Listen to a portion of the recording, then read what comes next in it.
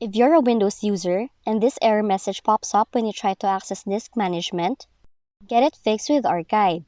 So first off, try disconnecting all non-essential USB devices from your PC. You have to make sure that there are not any external drives, USB sticks, mobile phones, or card readers connected to your PC. Then, try opening the disk management utility again. Next fix is to run the system file and image repair scans. Do it by opening command prompt with admin rights. Run the following command one by one and wait for it to detect the problem.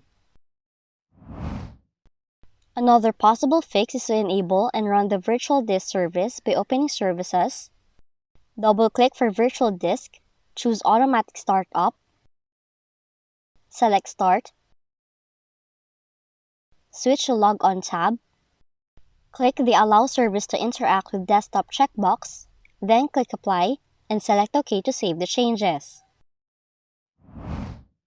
But for your last resort, try turning off your third-party security software by opening it from your system tray, choose the application, right-click on it, and select Disable.